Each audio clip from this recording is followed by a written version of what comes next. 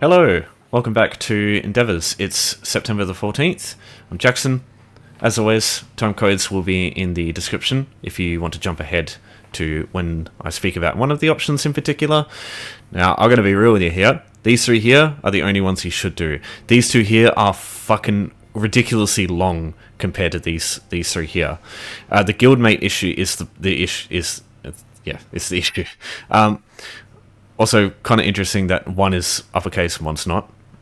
Anyway, the issue here is cycle bosses. This will take you at least 30 minutes getting through, maybe 20 minutes if the two of you are really good. Battlegrounds, on the other hand, may take you 30 minutes. It could take you much longer because, unlike this one, which just depends on you and your guildmate being ready, this one here depends on a lot of other people being ready, because at the minimum for a battleground, you need 8 people, right? I guess you could do it with less than 8, but I assume it tries to collect enough people for that. Usually that's how it goes. So because of that, these, for the same amount of seals, these are going to be so much slower than these ones here. Yeah, for the same amount of seals, awful. Okay, I will start with Mementos. Blisteringly easy. If you want to know if you have any Mementos in your inventory, go to Collections. It's U key on default on keyboard. And yeah, you'll see them here. Now, the easiest one to get your hands on, I think, without having to do public dungeons, because that's what you have to do. You have to complete the sort of main quest in each public dungeon to get one of these. Cherry Blossom Branch, though, you can just buy one from a guild store. They cost around 500 to 1,000 gold. I wouldn't spend anything more on that. And all you have to do is just use this twice. And it has a 8-second cooldown. So all you have to do is just wait for the cooldown to drop, and then you'll be able to use it again. Now, there's a lot of different ones, but they all have different cooldowns, right? So if I use this one, it's got an 11-second cooldown instead of a 8-second one, right? That's the issue you're going to have. Some of them are ridiculously long. Like, there's a quest reward you can get in Deshan. It's the Ulma Lexier's Lantern. That one's got like a half a minute cooldown. So if you just want to do this really quick, yeah, my advice is just get the Cherry Blossom Branch from a guild store. So if I just have a look, there you go. So 1.5 grand, that's maybe a little bit more than what most people will probably sell them for. So if you've got a little bit of time, just run through and just have a look at a few. You'll probably want to do this anyway for Runestones, if you want to do the extracting enchanting one. Oh god, fucking what are people doing? Do is just get one of those, use that, and then you've got the Cherry Blossom Branch from that point on. The only other one I would suggest you even look at getting for the future is Gleneer's Smoke Orb. This, as far as I'm aware, has the shortest cooldown of any memento in the game. You can get this from completing the quest for Gleneer in Crimson Cove in Malabar Tor. The quickest way to get here, if you haven't got any wayshrines nearby, either go to Oridon and go to the boatswain here. Her name is Selen Dilwen. She takes you to Gratwood. No. Don't go Gratwood. Go Reaper's March. She takes you to Reaper's March as well. You rock up here, just talk to her again, and she will let you go to Malabar Tor. This will take you here, and then from here, just got the way here. Drop down onto the beach or to the water, and just cross here, and you'll be able to get to Crimson Cove. It takes a few minutes to do.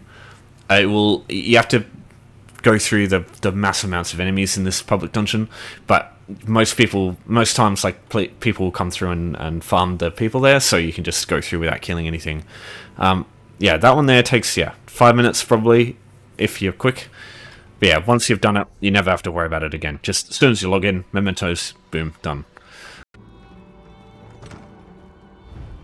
Alright, so extracting glyphs. One way to do this is just to buy a bunch of glyphs and extract them. You can do this very quickly if you go to any enchanter in the game and open up the store with them. They will sell you glyphs depending on your level that you can just buy in bulk and deconstruct or extract. And if you have some gold, I would advise you do this because it's very fast. Just takes a minute getting to the enchanter, buying this stuff, and then extracting it all.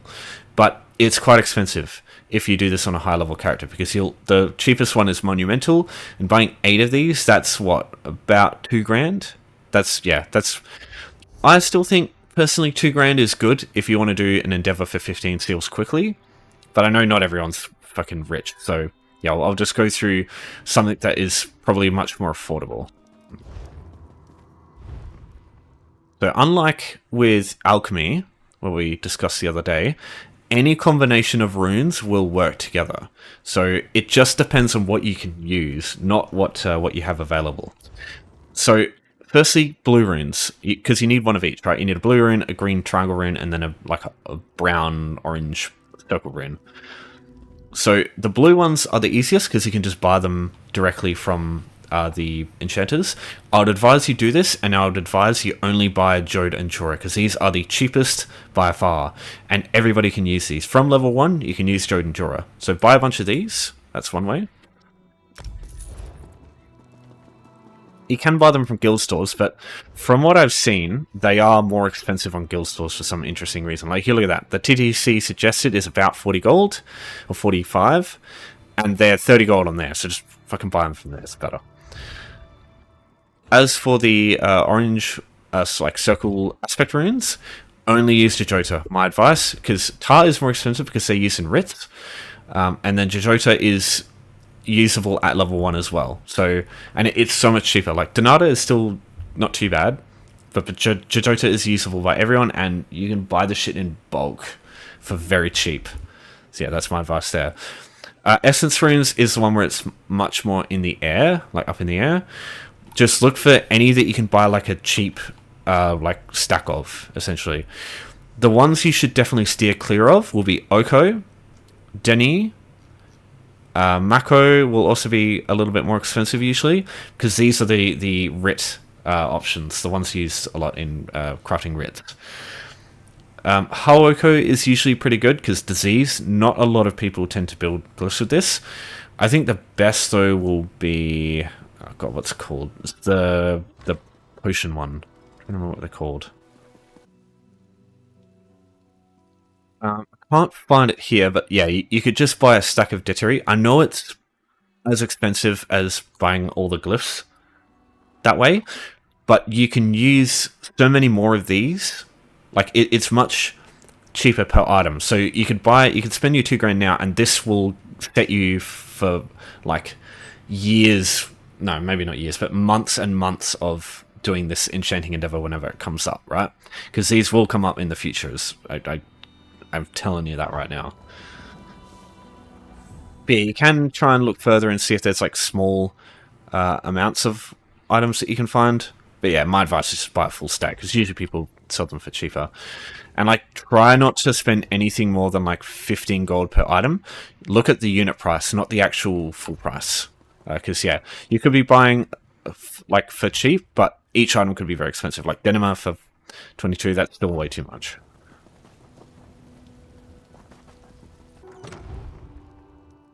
Yeah, once you've got enough items to make, just get them all up together. And even if like you don't know what they make, even if you don't know, you can just go through it, and they will make a combination, and you'll get a glyph from it. It just, yeah, you just don't know what it does yet. Yeah, in this case, I'll just make 5 of these, and yeah, you can just craft 5 of the same glyph and just deconstruct them that way, right? Right, go extraction, and now yeah, do the same thing. And then there you go. So it's a little bit of time wasted looking for some stuff, but yeah, like I said, if you buy a full stack of each, anytime this endeavor comes up, it'll be very easy to do from that point, because you just log in, do ones like this, and then do ones like this, and then you can go out and find your reptiles and call it a day. So yeah, here's just a quick cheat sheet for you. Just keep this in mind. Potency runes, the blue ones, anything except Jode and Jora, don't use it. Essence runes, don't use any of these. So the green triangle ones, and then aspect runes, the brown ones, don't use any except Jejota. So yeah, I'll put this text in the description too, if you want to just keep it in mind. Let's talk about reptiles. So Gua, Crocos, Crocodiles, and Kaguti, and Alit, if you can find those two. Those are the mainstream reptiles I like to use. Now with Gua, these are neutral creatures, but they do count. So yeah, try and kill these two. I know they're docile and they're cool, but yeah, kill them because they count. Crocodiles, though, these guys are great. So yeah, just kill a group of crocodiles. That's 4, and then yeah, Kuguri over here. So this here in Shadowfen is probably the best place in the game to find a bunch of reptiles quick. So this is right here, this sort of swampy section in Shadowfen. There are other places, I'm pretty sure over here there's some, and like other locations there'll be crocodiles all over the place, but this is kind of like the best place for me, because there's a way shrine right here, and there's also a house. Stainmoist Mansion, you can use this if you don't have any way shrines nearby. What you can do is go to Home Tours. Oh, my game just froze, interesting. So yeah, Home Tours, browse homes, go down to S, and look up Stainmoist Mansion. This one here. So just travel to this, any one of these ones here. You can use your own if you got it too. Just don't use the preview house thing to where you go to buy it, because that won't actually take you to Shadowfen if you leave that way. But yeah, any of these options here, just travel to it. It's free, and you leave through the front door. You'll be taken to Shadowfen right out here where all the reptiles are. Now the only thing to keep in mind is there are some lamias nearby, and they don't actually count. They are considered barbaric foes, I think. Also humanoid foes too, I believe. Humanoid foes and PvE, I should add. There's 2 different types. Yeah, here you go. So snakes do work, I'm pretty sure.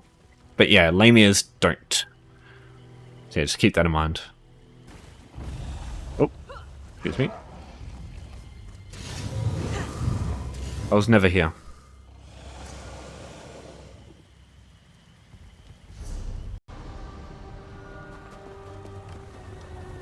If you want a safe instance, I don't know why I said that, but yeah, an instance version of finding reptiles, the reason you'd want this is with instance locations, players can't actually come in here and kill this stuff, so you don't have to worry about if things have spawned or like been killed recently. You're waiting for them to respawn. This stuff here, you jump straight in, you kill this stuff, and you get out, and it's like just super duper quick and efficient. Instance places are great. So this is Blessed Crucible. It's the first thing after the cave when you first get through the door, and there'll be 6 Durzogs right here. These count as reptiles, so you can use this option too. And this is usually what I use myself. Just jump in here, go to the door of the dungeon, and it takes him back out to where I came in from Fire Away Shrine. So if you haven't been here before, it's a little bit of a trek getting here for the first time through the rift, but again, home tours can make this really easy. So what you can do is look up Old Mistveil Manor through here. So instead of Stainmoist Mansion, we'll get rid of that. Go Old Mistveil Manor, here we go. So just, again, travel to one of these, and you'll be taken to one of their houses. You go out the door, and you'll rock up in the rift. From here, there's a little bit of a trek down the road here. Once you get through the palisade walls of Fulhelm Fort, you just look right, there'll be some stairways. You just go down the stairways up here, and then once you've found Blessed Crucible and unlocked it on the map, you can then travel via Wayshrine at any time. So it's very quick to get to, very quick to get out once you've unlocked it. So yeah, 3 very easy options today. Now I'll go through the ones that I don't really suggest, but I'll still just go through them, the basics anyway. Okay, so you don't have to be in a big guild to be able to do these two, any of the ones with the guildmates. I mostly want to go through this one because the Undaunted Golden Pursuit and the event is coming up soon, and you're probably going to want to do this sort of, yeah, maybe you want to do this sorts of stuff, and it's probably going to come up more often in the stuff, in the endeavors, and they're probably going to have extra rewards on them, maybe. It happened last time, so I'm just going to assume it's the same case. In the case of guildmates, it's a little bit more annoying, but let me just show you, it is very easy making your own guild. You don't have to join a big one and just look for people. You can get some random bob off the street and join a guild with them. So firstly, you just go to creating and joining guilds, create a guild, and now I'm just going to put my face on the keyboard and just gibberish. Right, and so I can just create that. Perfect. So now you just go to the roster, go add member here, and you can either go at names or you can go the character names. So yeah, you got a bit of choice there. So you just add them to the guild, they'll get an invite, they just have to join, and then they'll show up here, and they'll have like a different icon here. It'll be one of these ones here. And once that's done, don't enter Infinite Archive or do the Battleground yet. Leave, group together, and then join, because if you create your guild in the Infinite Archive, I have had issues in the past where it hasn't worked, and it's a big problem for this, because you'll find out at a cycle and it'll be a pain in the ass. So yeah, do everything before you enter Infinite Archive, or do your Battleground, like join your group for the Battleground, okay? So with Battlegrounds, there isn't really much for me to go through, because you don't have to win a Battleground, you just have to finish it. So win or you lose, doesn't matter, it'll work either way. So if you want to do this as quick as possible, you kind of just, I mean, it's really bad to say, but you just AFK and let the other team win. That's probably the quickest way. Otherwise, the more you resist each other, the longer it's going to take. So, I don't know. But yeah, obviously that's a shit thing to do. So I don't know if that's a good idea. But yeah, there's nothing, like, no skill levels matter with this. So just, you do it, and then you do it again, essentially. Yeah, like I said, though, this could be very... it's very sporadic how long this will take, because you could get a match in 5 minutes, you could get a match in 30 minutes. It's just the way that these go. Relying on other people, it's never reliable. As far as cycle bosses go, though, this one is reliable, because as soon as you get your friend, it will take you about 20 to 40 minutes, depending on how capable you both are. Now, I don't have a guild friend here to do this with, but I just want to show you, even if your teammate is like not doing anything, you can still do this just fine on your own. So it doesn't matter how good your team is. It's pretty easy getting through this. I don't have many champion points. I'm 240, and I've got like just auto drafted gold gear. Like that will, like, essentially, if you can do, you don't need this stuff, right? If you can do normal dungeons on your own, you can do or like normal fungal grotto. If you can do that, you can do this just fine. So yeah. Firstly, before you actually... oh yeah, sorry, I should explain how to get here first. So, Infinite Archive, it's found in Apocrypha. Even though it is in this zone, which is a DLC zone, you need to purchase this one. Infinite Archive itself is base game, so everybody has access to this. So every option here is base game. Yeah, they are long, but yeah, they are base game, which is nice. So yeah, just go to a way shrine. This will be unlocked, available to enter through a way shrine from the get-go. As soon as you create a character, you're going to have access to this. I would advise, if you're going to do 4 cycle bosses with a guildmate, just progress all the way through and beat Thoat. That fight is like just another 5 or 10 more minutes, but you get a lot better. Like you get some good stuff when you complete the quest. You get some archival fortunes, which you use to complete the buy some stuff from the stores around here, and you also get a Malographic Ichor if you haven't got the Malographic mount yet, which is a free mount that you can get from Infinite Archive if you do it enough times. This one here, you have to do it. You have to do the quest 50 times to get this, though, which is a lot, but you know, if you really want this mount, then that's the way you get it. And it is a cool looking mount. Alright, so yeah, grab that quest if you're going to do this, and yeah, just go to Thoat.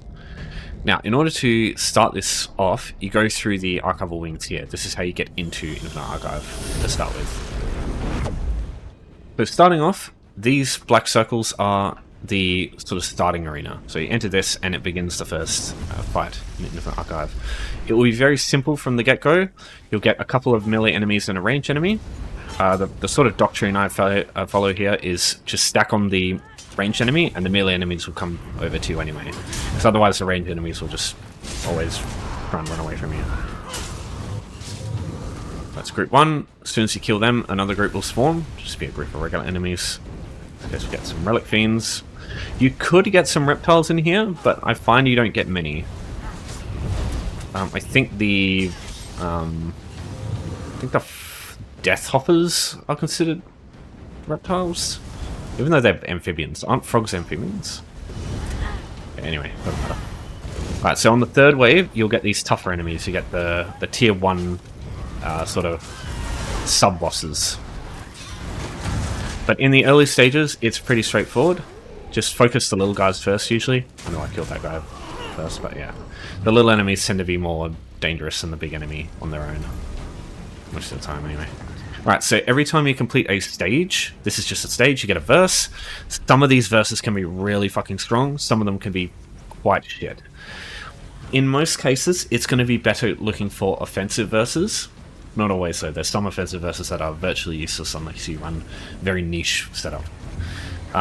If you don't get an offensive verse, just go anything that kind of makes your life easier. So, snaring enemies, getting some resources back. CC immunity, that'd be okay. Yeah, I'll just go resources. I do struggle with that. And then it's just the same thing again. Just another stage with 3 waves of enemies. The last wave will usually have a tougher enemy. Yeah. You got the melee enemies and the ranged enemy. Where's the ranged guy? There. So just run straight to the ranged enemy. As I said, with a doctrine. And yeah, so the ranged enemy is here. The melee enemies come over and just easy killing everything at once. Get my resources back. Yeah, you can see there's another big guy. The realm shapers are usually pretty chill. Just interrupt them when they do their interruptible channel.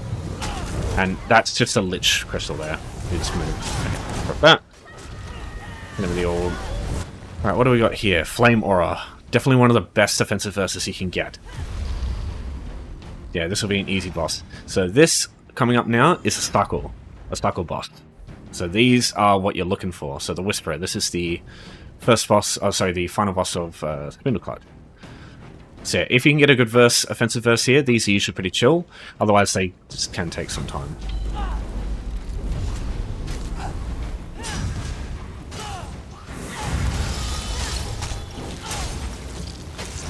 So they will usually do stuff related to their dungeon counterpart.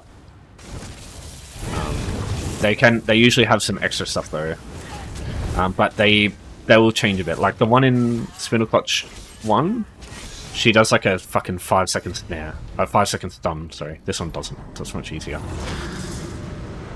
All right, take forward, get our fortunes, and at this point, as long as you're in a group with someone you're in that guild with, at this point you'll progress this once. So you need to do that 4 times. As you progress through, the bosses will get harder and harder. Well, not so much. Yeah, I would say harder because some of them can be like some of the ones you get in cycle 3 and 4 are fucked. Like Celestial Warrior, the what's her name? The fucking that's another one. Celine as well can be quite rough. They're like the DLC Celine version. Alright, so these are visions, they're like verses, but instead of lasting 1 round, they last the whole time. So you want to choose these very wisely. In this case, because I'm a Magic build, Magic, Flame, Frost, and Shock, that's all I use, so that'd be good. Extended Favor, Major and Minor Effectuations, these are both good. So, personally, I'll probably just go extra damage to make this quicker. But yeah, that one will be a little more up in the air. Sometimes, again, just like the verses, you can just get shit all that do not help you. Like, right there, I could have got the one that increases physical damage, and then it wouldn't have been as useful, because I'm not a stamina damage dealer. So this portal sends you to the next stage, and literally the cycle repeats. So you do another stage, and then a cycle with a boss, and you do that 4 times in a row. So after that, you'll get 2 more stages, and then throw it, and that's a full cycle. And then you start cycle 2, which is the same thing, just with random shit, just like the enemies are a bit tougher and deal more damage. And you also get Marauders, which are a completely different story. I fucking hate Marauders. Now, if you want to leave before you beat Thoat, when you complete a stage or a cycle, you'll get this door when you go to the next area. So before you start and go into this black circle, this is how you get out. So you use the Archive Index to leave. This takes you to the foyer. So this is the portal to get out. So once you want to leave, you just go there, or you can just use your house to exit from wherever you are, just like that, for example. Now, one last thing to go through: if you get a boss which you and your friend just find too obnoxious to want to bother with, this hourglass here, if you hit this, it will reset the instant. So when you go to leave now, you'll be taken out to where you came in from, which will usually be the Wayshrine from which you travel in from. And now, when you go back in, everything will be reset. You'll be on Arc 1, Stage 1, Cycle 1. So if I go in,